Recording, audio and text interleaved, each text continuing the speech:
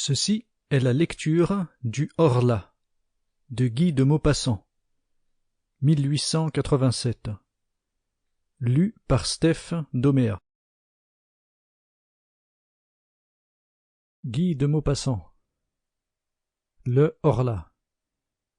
8 mai. Quelle journée admirable! J'ai passé toute la matinée étendue sur l'herbe, devant ma maison, sous l'énorme platane qui la couvre, l'abrite et l'ombrage tout entière. J'aime ce pays et j'aime y vivre, parce que j'y ai mes racines, ces profondes et délicates racines, qui attachent un homme à la terre où sont nés et morts ses aïeux, qui l'attachent à ce qu'on pense et à ce qu'on mange, aux usages comme aux nourritures, aux locutions locales, aux intonations des paysans, aux odeurs du sol, des visages et de l'air lui-même. J'aime ma maison où j'ai grandi. De mes fenêtres, je vois la Seine qui coule, le long de mon jardin, derrière la route, presque chez moi, la grande et large Seine qui va de Rouen au Havre, couverte de bateaux qui passent. À gauche, là-bas, Rouen, la vaste ville aux toits bleus, sous le peuple pointu des clochers gothiques.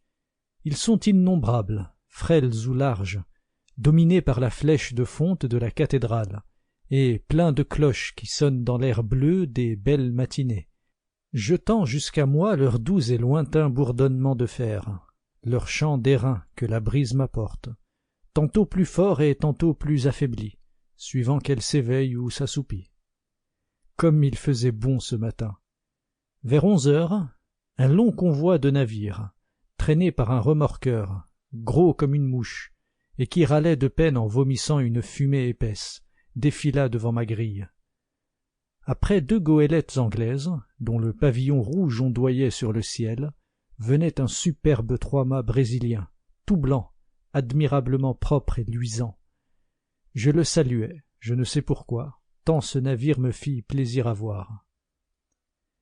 12 mai. J'ai un peu de fièvre depuis quelques jours. Je me sens souffrant, ou plutôt je me sens triste. D'où viennent ces influences mystérieuses qui changent en découragement notre bonheur et notre confiance en détresse? On dirait que l'air invisible est plein d'inconnaissables puissances, dont nous subissons les voisinages mystérieux. Je m'éveille plein de gaieté, avec des envies de chanter dans la gorge. Pourquoi? Je descends le long de l'eau, et soudain, après une courte promenade, je rentre désolé, comme si quelque malheur m'attendait chez moi. Pourquoi?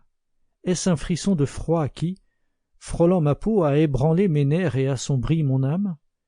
Est-ce la forme des nuages ou la couleur du jour, la couleur des choses si variables qui, passant par mes yeux, a troublé ma pensée?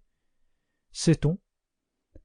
Tout ce qui nous entoure, tout ce que nous voyons sans le regarder, tout ce que nous frôlons sans le connaître, tout ce que nous touchons sans le palper, tout ce que nous rencontrons sans le distinguer, a sur nous, sur nos organes et, par eux, sur nos idées, sur notre cœur lui-même, des effets rapides, surprenants et inexplicables. Comme il est profond, ce mystère de l'invisible. Nous ne le pouvons sonder avec nos sens misérables, avec nos yeux qui ne savent apercevoir ni le trop petit, ni le trop grand, ni le trop près, ni le trop loin, ni les habitants d'une étoile, ni les habitants d'une goutte d'eau, avec nos oreilles qui nous trompent, car elles nous transmettent les vibrations de l'air en notes sonores. Elles sont des fées qui font ce miracle de changer en bruit ce mouvement, et par cette métamorphose donnent naissance à la musique, qui rend chantante l'agitation muette de la nature. Avec notre odorat, plus faible que celui du chien, avec notre goût, qui peut à peine discerner l'âge d'un vin. Ah, si nous avions d'autres organes qui accompliraient en notre faveur d'autres miracles, que de choses nous pourrions découvrir encore autour de nous. 16 mai. Je suis malade, décidément. Je me portais si bien le mois dernier. J'ai la fièvre, une fièvre atroce, ou plutôt un énervement fiévreux, qui rend mon âme aussi souffrante que mon corps. J'ai sans cesse cette sensation affreuse d'un danger menaçant, cette appréhension d'un malheur qui vient ou de la mort qui approche, ce pressentiment qui est sans doute l'atteinte d'un mal encore inconnu, germant dans le sang et dans la chair. Sample complete. Ready to continue?